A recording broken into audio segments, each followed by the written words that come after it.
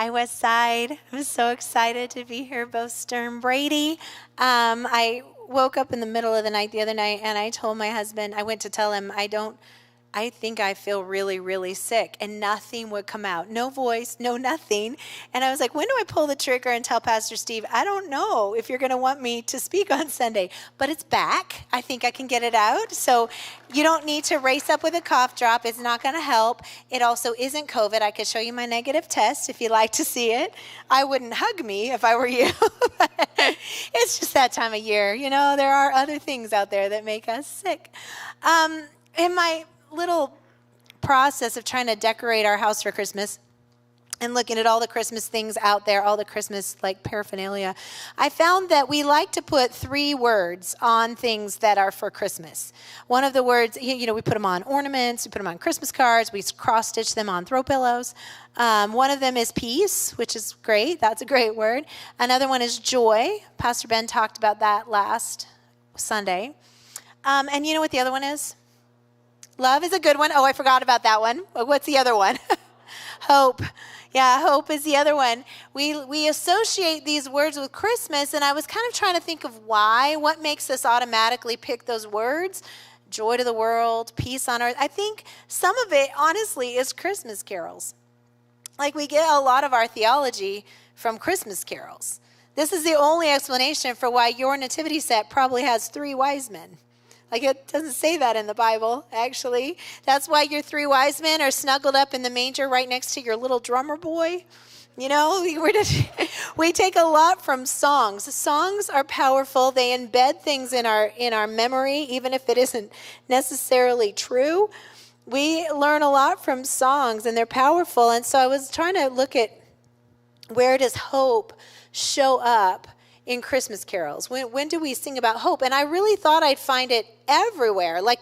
I dug deep. I went into the deep cuts of the Christmas carol verses, the ones we don't sing. And I only found it in 2 songs. One is Angels from the Realm of Glory, which is a booger if you find that on your caroling list, by the way. That's a hard song to sing. But it says this: saints before the altar bending, watching long in hope and something else. Watching long in hope and fear. Suddenly, the Lord descending in his temple shall appear. The other one is a little town of Bethlehem, and it says, the hopes and fears of all the years are met in thee tonight. There's this thing where hope and fear tends to get packaged up together. And I didn't really realize it before, but when I was looking at this message, I thought, this is an interesting concept that one story or one song or one life or one heart can contain the depths of hope and the depths of fear. We are both. And I think a lot of times we really want to be those people that we do not fear, and we have this faith that dissolves fear on contact, and we are strong, and we're warriors, and we're walking into our future with this confidence and courage and all of that stuff. But I really suspect that we are all just an amalgamation of hope and fear and doubt and frustration and wonder and a little bit of confusion. We're all sort of a blend of all of these things. We see it in the life of Mary, who we've been looking at for the past few weeks, and I am astounded by this woman. I am astounded by this young girl who has no privilege to her name, who exists in this space where she isn't extraordinary. Her life isn't really special, but it is on track. She is a Jewish girl, and she is set to marry a good Jewish boy. She's got it figured out. She's going somewhere. She's got the bridal showers planned. She's saving up. She's doing her thing. She's building a home. This is going to be her life. And then an angel comes, and she is entirely upended by his word. Pastor Steve talked about it 2 weeks ago. The disruption, and how do we handle disruption when it comes? And Mary is such a beautiful example of that, except I think that we've painted her in such beautiful tones, and we've given her such a soft, meek kind of thing, and we've made her look perfect in so many ways that we've forgotten that she is one of us. And so the angel comes to her. he makes an announcement. He says, "Greetings, Mary, you are highly favored. The Lord is with you." And that is quite a greeting. Can you even imagine? Mary, God likes you, and he's with you. I mean, you'd be hard-pressed to find better news than that. If an angel shows up in your car on the way home, I hope that the news is something similar. God is here, and he is happy to see you. That's what I hope you hear. That's what Mary hears from an actual angel. And what is her response? The very next words in this passage are, "And she was greatly troubled at his words." She is not able to just absorb this news. She is not able to just absorb the fact that a bigger than life God has shown up on her doorstep. And I'm thinking in her mind, she's like, I am highly favored. This can't be good. Something is about, the other shoe is about to drop. So Mary, our hero, highly favored, carrier of the presence of God, is also full of fear. The angel goes on to tell her all that is about to happen. He doesn't tell her when and he doesn't tell her how, but he tells her it's going to happen. She's going to have the Son of God and name him Jesus, and his kingdom will never end. It's beautiful, but wow, these words upend her life. What was once a well-planned future is now just a huge question mark. And it's not just, will Joseph be mad at me? Will he divorce me? It's also, will they stone me?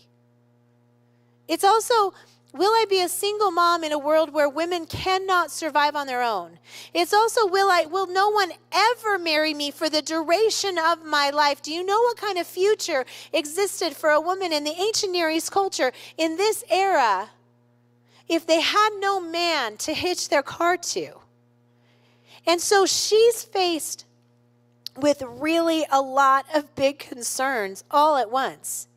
And then the angel drops this little line into the story. He tells her what's going to happen, and then he gives her this line, and we're going to talk more about this line in a minute.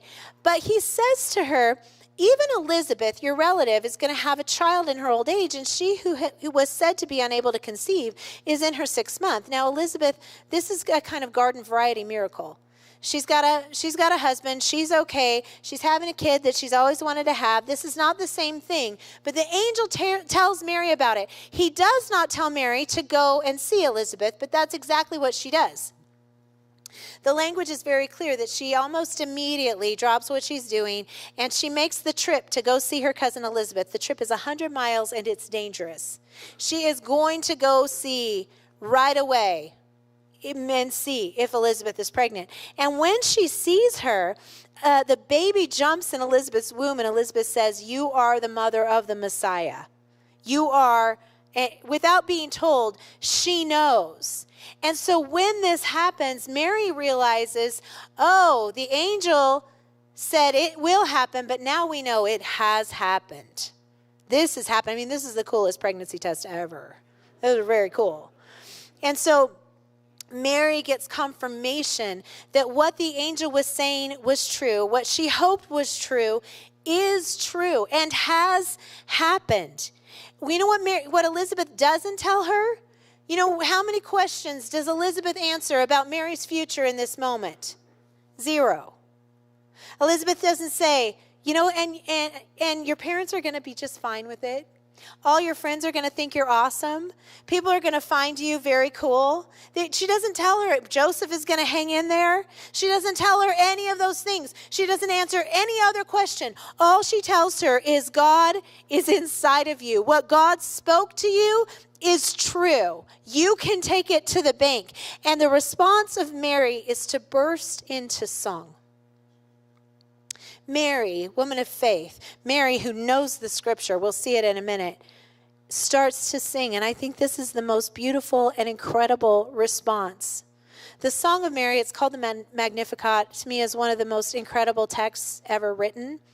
And it's banned in several countries because the text is so subversive. It's about pulling down strongholds of power and setting up the humble, exalting the meek, setting God's throne in order. It's all of these things that this young girl is singing about. Dietrich Bonhoeffer says, the Song of Mary is the oldest Advent hymn. It is at once the most passionate, the wildest, one might even say the most revolutionary Advent hymn ever sung. This is not the gentle, tender, dreamy Mary whom we sometimes see in paintings. This song has none of the sweet, nostalgic, or even playful tones of some of our Christmas carols. It is instead a hard, strong, inexorable song about the power of God and the powerlessness of humankind. This is the Song of Mary. This is what she says. My soul glorifies the Lord, and my spirit rejoices in God my Savior. For he has been mindful of the humble state of his servant. Excuse me. From now on, all generations will call me blessed. For the mighty one has done great things for me. Holy is his name. His mercy extends to those who fear him from generation to generation. He has performed mighty deeds with his arm. He has scattered those who are proud in their inmost thoughts. He has brought down rulers from their thrones, but has lifted up the humble. He has filled the hungry with good things, but he has sent the rich away empty. He has helped his servant Israel, remembering to be merciful to Abraham and his descendants forever, just as he promised our ancestors. This song is filled with so much hope. This is Mary singing about a reality that she really hopes is true. It's not true yet. God hasn't done this yet, at least not in the way that Israel is hoping, but she sings about it as if it is true. And I wonder sometimes when we're talking this morning about Christmas is a season of hope, but hope for what? Like, I mean, I had a lot of hopes when I was a kid. I hoped for a Lazy Daisy doll. I hoped for things to happen that didn't happen, some that did.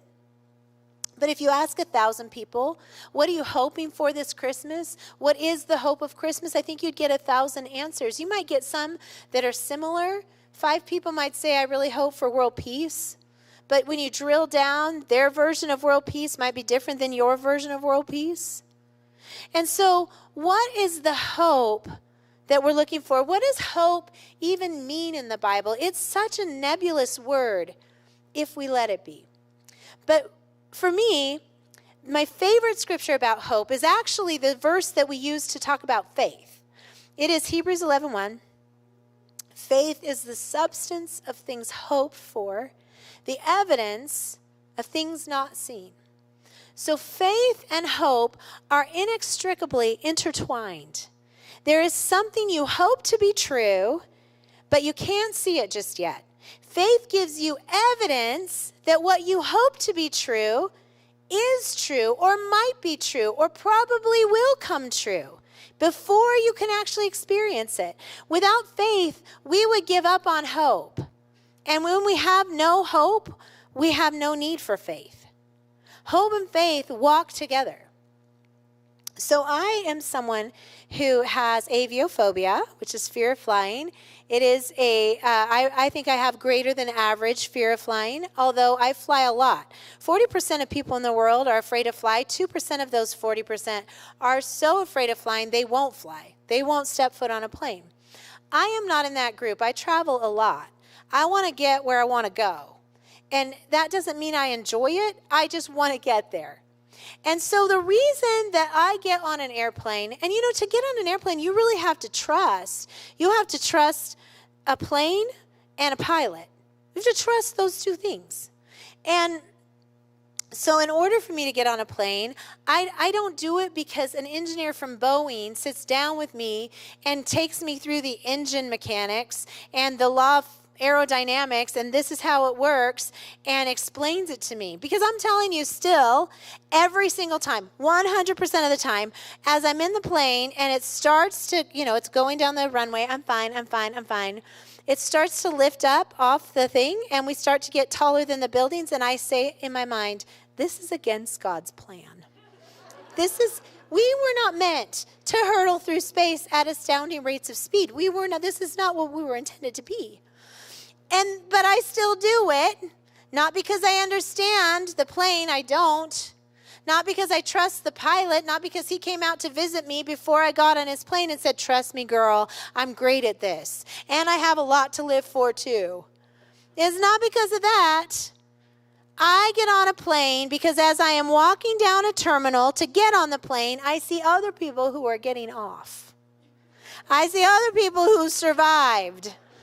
They got on a plane and they landed, and they are the evidence of my hope that planes do not crash. They're the evidence I need. I don't need a blueprint. I don't need to understand how the plane flies. Not going to help me. I don't need, and here's the thing. My willingness to step on the plane is not small faith. It may seem small to you. It's not small. It's not small anytime you step on a plane. It is life or death. There are no fender benders on airplane accidents.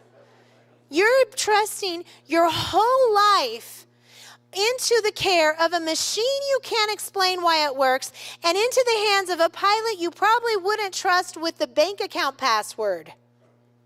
Your whole life. Why? Because you have enough evidence. And so when I get on an airplane, I'm going to tell you this fact. It's not pretty. That doesn't make me happy on an airplane. When there is turbulence, I am on my husband, like clinging to him. I want to call my kids and tell them goodbye. I have no confidence that I am going to land safely. But I'm on the plane. I have no choice, right? And so this is life with God. We just need evidence to know that he is good and that he can be trusted. And I don't know, a couple of weeks ago, Pastor Steve quoted Abraham, and it said, Abraham was fully convinced that the thing God had promised he could do. I'm just going to be honest with you today, because why not? I don't think I've been fully convinced of anything in my whole life. I'm not a fully convincible person. I don't think I have ever had 100% faith in anything.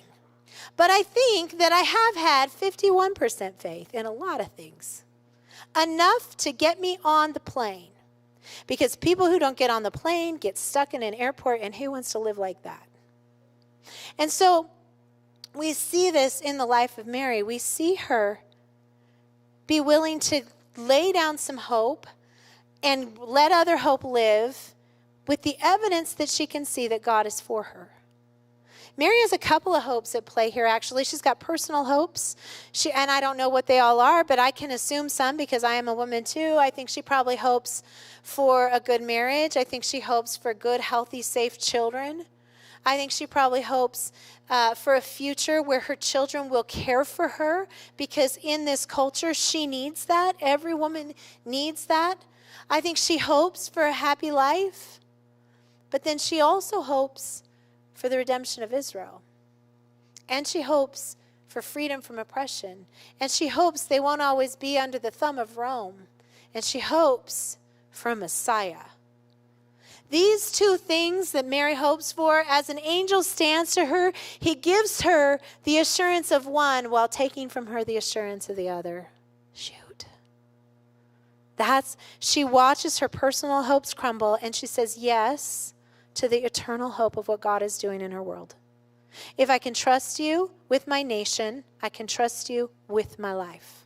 If I can trust you with my government, I can trust you with my child. There's enough evidence to get on the plane. There's enough to move all of our hopes. Because what do you do when you've got hopes that are contraindicated? What happens when you hope for one thing? When your hope for one thing means something else has to die.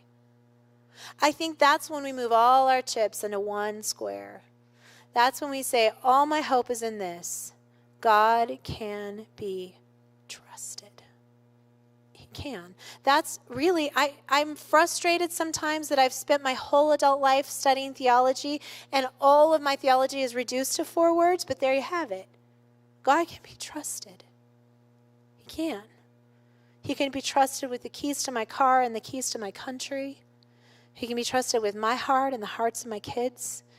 He can be trusted even when money can't, even when relationships can't, even when our government can't, even when our physical health can't. God can be trusted. As the angel tells Mary that her future is about to be disrupted, she is on board. She says to him, "Be it unto me according to your word." She says this before she has any confirmation.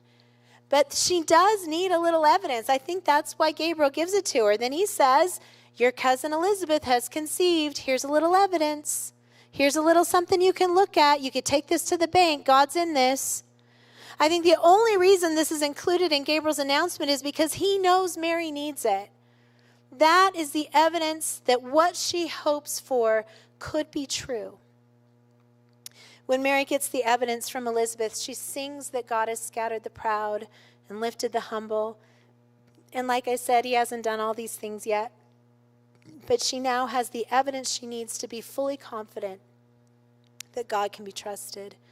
There is so much treasure embedded in the Christmas story, and I don't know if we really need it. I think we need a lot of significant details about the resurrection. We need to know and believe and see the miracles around that. I think really we could be okay with a Christmas story that just said God gave Mary a baby and the baby grew up to be Jesus. I think we'd probably be okay with that. You know who needed all of the miraculous things embedded in the Christmas story is Mary. She needed constant evidence that this was divine, that it was holy, that it was God's will. Elizabeth confirms the word of the angel, and that's evidence for her. Joseph believes her and marries her. That's evidence that God has taken care of her. Could Mary have survived as the mother of Jesus had Joseph not married her? Sure. But this is part of the evidence. The shepherds see angels and go to tell her. The wise men follow a star and go to her. Anna and Simeon in the temple affirm that her baby is the Messiah at first sight. All of these things happen. And then in Luke 2:19, it gives us this brilliant little sentence. It says, and Mary pondered all of these things in her heart. I like to say that now. And Mary treasured up all of the evidence in her heart because she knew that she would need it. She would need it when her little baby Messiah wouldn't sleep through the night. She would need it when her baby projectile vomited. She would need it when she hit the terrible twos and he didn't seem anything like the king of the world. She would need it when he starts to grow and he hits that awkward phase every single kid hits, you know. She would need it when he goes missing at the temple and she's lost him, and this is the original Home Alone story, I think. She would need it when he starts to draw a crowd. People start to follow him and believe him, and all of a sudden he's a big deal. She would need it when her own children wouldn't believe that he was who he said he would. She would need it when the crowd starts to turn on him. She would need the evidence when she stands at the foot of the cross and watches the blood of her baby pour down on the ground. She would need it as she watches him give her into the care of another man. And as she watches him draw his last breath and it looks like the dream is dead, she ponders and treasures the evidence that she knows God is good, and she knows he can be trusted, and she knows he's at work doing something bigger than her eyes can see. It's all she's got. Do you think in your human brain that Mary had no pain or fear or confusion in these moments? I think that's crazy. Of course she had all of that. Of course there was all kinds of evidence to the contrary. Of course there were a million things screaming at her to shift her focus to the fact that maybe this isn't true. Maybe it isn't going to turn out the way God said it would. Mary chose to focus on the evidence that confirmed her truest hope. And we all get to choose the same thing. We do. We get to choose. On what will I focus? Faith is not a denial of the facts. Faith is not a denial of the emotion you feel, and we need to stop telling each other that. We need to stop having people just get over all that stuff. It doesn't make it any easier for us to say, I shouldn't feel the way I'm feeling. You're going to feel the way you can feel the way you feel just because your emotions are legit. They're valid. But God, but faith, but there's evidence that there's something bigger at work that your eyes cannot see. And so what I focus on and what I tell myself is a big, big deal. Mary was asked to give up her own dreams on the altar of God's agenda. The Song of Mary shows us exactly where she points her hope, into the evidence that God can be trusted immediately and ultimately. Do you feel hopeless today? Or have you ever? Grab some evidence. Gather the evidence of your life. God is constantly telling the children of Israel this in the New Testament. Remember what I did before. Yeah, it looks like your back is up against the wall. Remember that Red Sea situation? Remember when you didn't think you could do it? Remember when your grandfathers and your great-grandfathers were stuck and they didn't think they'd survive and they did? Gather some evidence. Where do you get it? You get it from your history, you get it from the Bible, and you get it from the lives of the people around you who know God is faithful. You gather all the evidence you need to get on that plane. You gather the evidence to do the next thing that God is asking you to do because you know he can be trusted. We don't invest our hope in everything working out the way we want it to. That's just wishing, and wishing is okay, but that's just wishing. We invest our hope in the rock-solid fact that God knows what he's doing and he is good at his job.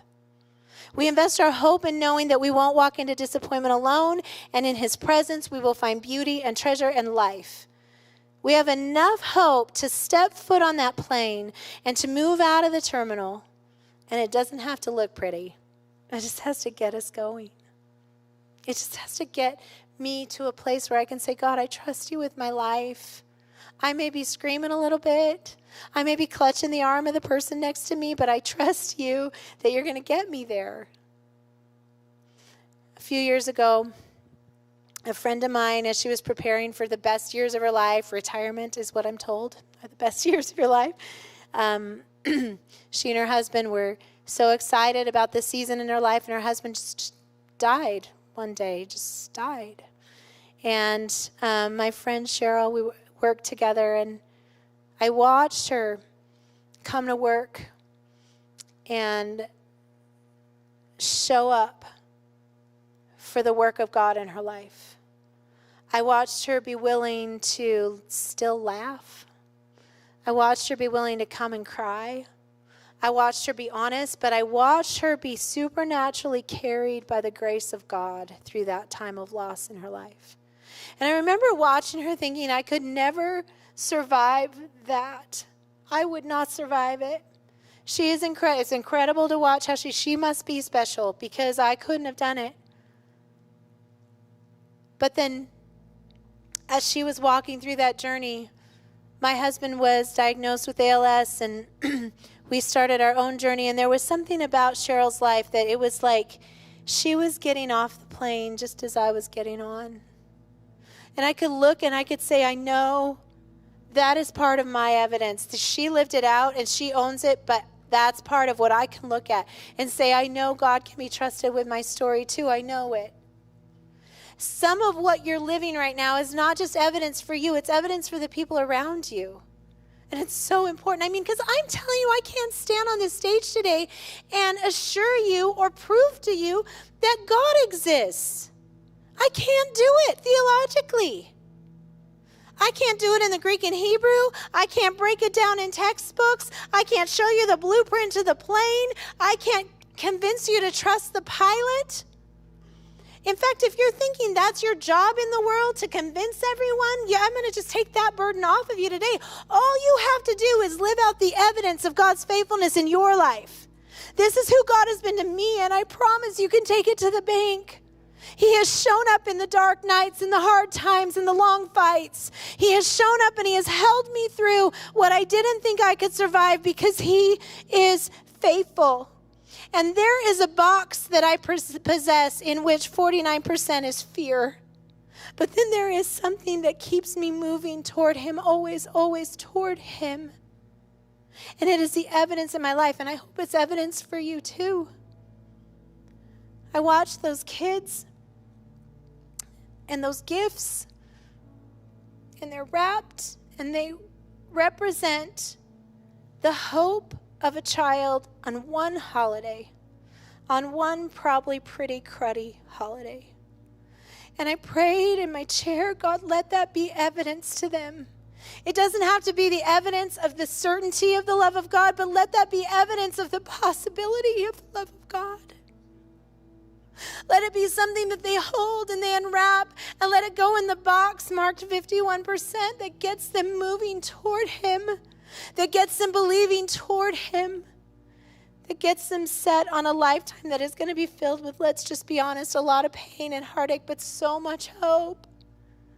Because life is beautiful, and Jesus is taking us somewhere, and it's going to be good. In the end, it's going to be good. So God, we ask you today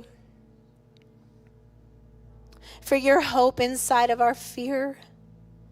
We ask, God, that you would inspire and move us toward the reality of truth, the way life, the hope that we have in you. God, move us toward not certainty, but the evidence, always toward the evidence of your goodness and your grace and your mercy and your eternal plan for us. Move us toward knowing that you can be trusted. We love you and we worship you and we thank you for the baby king that made us hopeful. People that can sing songs of deliverance, because you are good and you are God and we are yours. In your name we pray.